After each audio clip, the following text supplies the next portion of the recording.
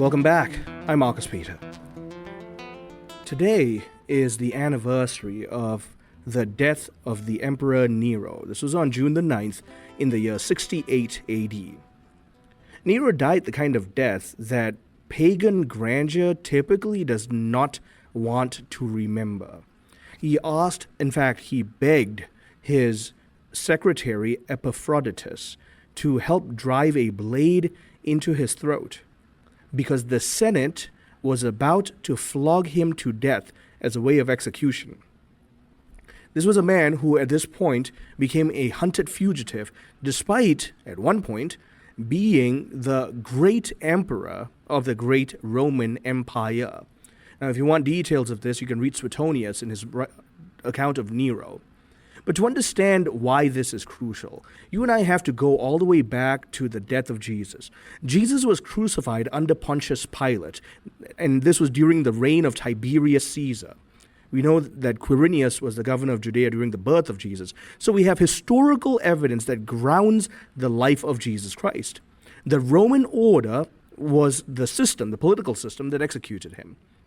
It thought that it had processed yet one more potential rebel, some kind of a messianic rebel against the imperial power that was a juxtaposition to the peace of Caesar, the Roman peace, the Pax Romani or the Pax Romana.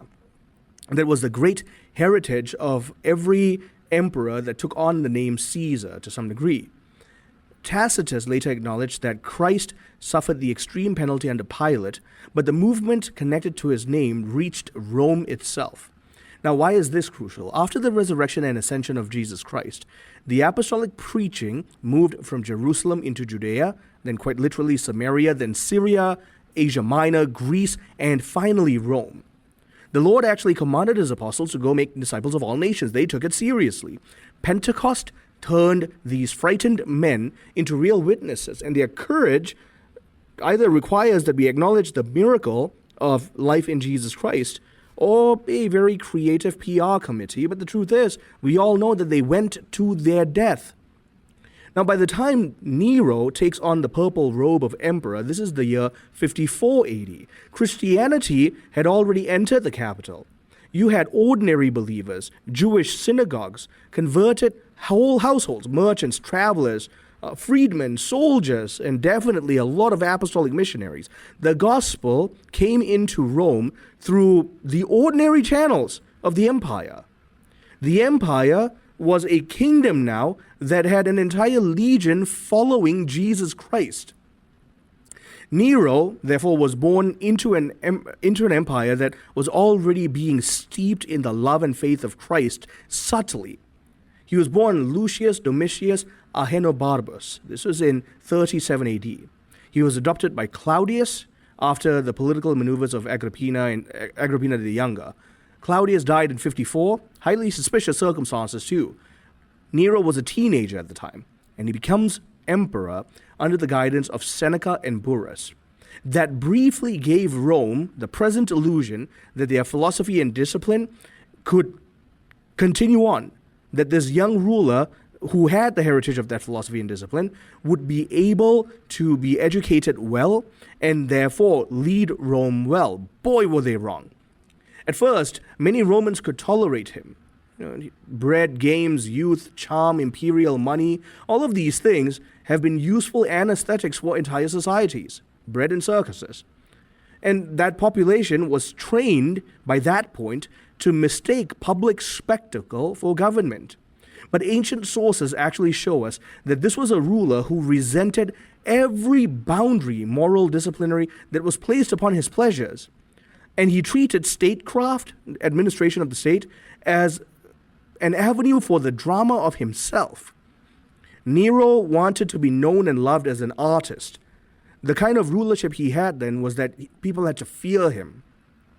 Many praised him as a benefactor. He was lavish with his money, and he was adored. He established this as a kind of divine presence.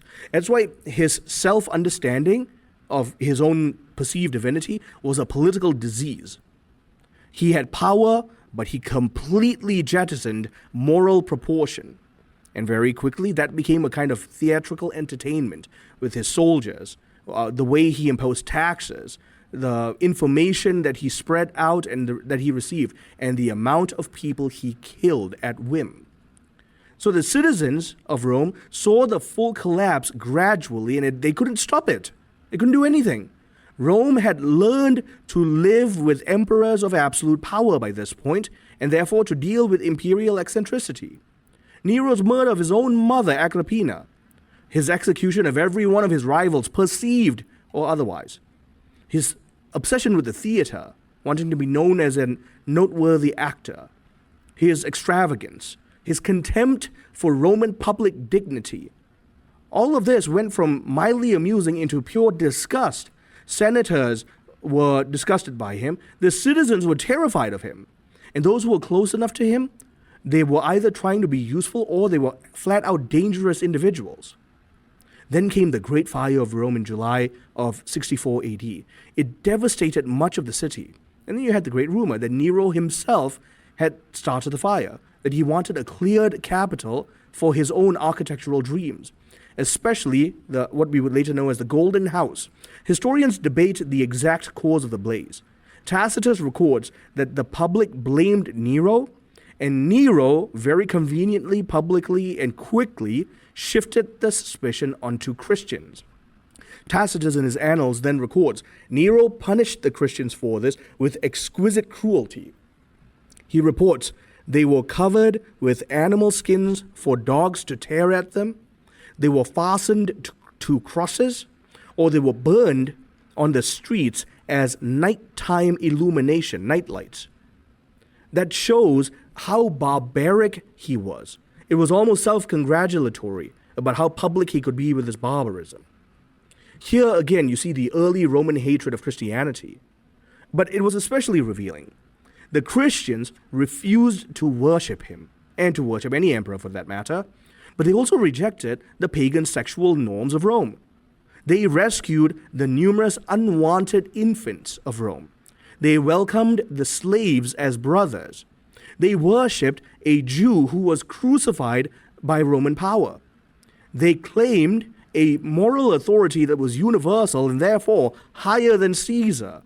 They lived in the peace of Christ, not the peace of Caesar. And that apparently all was rude enough to warrant torture within the civilization, because that civilization considered itself the absolute authority. And so Nero did evil, quite literally. Christians must resist every temptation to look at this cruelty as a kind of hidden virtue just because God drew good from it. But C.S. Lewis did warn us with some beautiful exactness. I love this quote in The Problem of Pain. And as I was thinking of the life of Nero, it came to mind. I want to read it out to you. This is Lewis writing, quote, there is a paradox about tribulation in Christianity. Blessed are the poor, but by judgment and alms we are to remove poverty wherever possible. Blessed are we when we are persecuted, but we may avoid persecution by flying city to city, and may pray to be spared of it. Our Lord prayed in Gethsemane.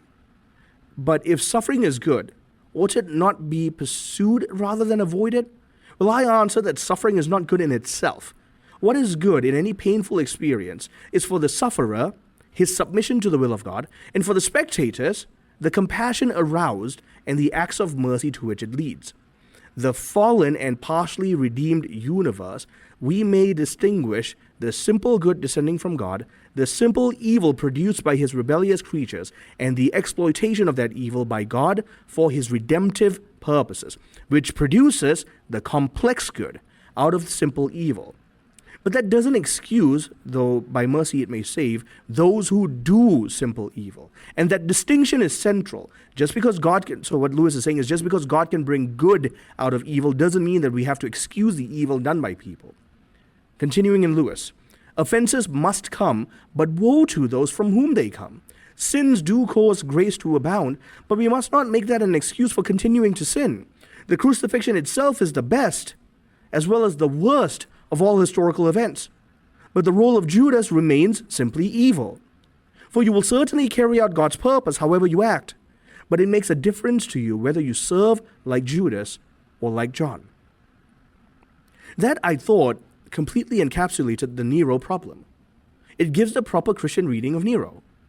The emperor served God's providence and purpose. He despised God's law. His persecution of the Christians, well, it actually strengthened Christian witness. But his own soul was answerable for every evil he freely chose.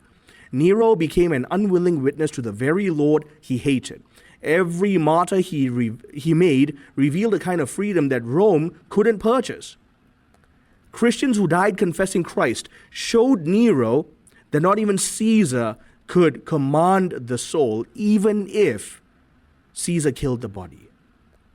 And so you can contrast this with, if you've been following the office of the readings have been coming from Ignatius of Antioch and his letter to the Romans. Ignatius of Antioch is painfully exact here. Nero clung to life after wasting it on his own appetite. What does Ignatius say? The delights of this world and all its kingdoms will not profit me. I prefer to die in Jesus Christ than to rule over all the earth, Ignatius of Antioch says. Nero wanted the world to applaud him, and he lost his life in the process. This is the great question of all history. Every civilization, every one of us, must ask ourselves whether we exist to worship God or to worship the created order. Because after Nero's death, the empire did not become Christian immediately. Rome entered the year of the four emperors in 69 AD. Then the Flavians stabilized power for a while. But the blood that Nero spilled didn't extinguish the church. It became greater seed for the flourishing of the church. All of this to say, God can bring great good out of evil. But let us discern where we are in that equation. Stay tuned. I'm Marcus Peter.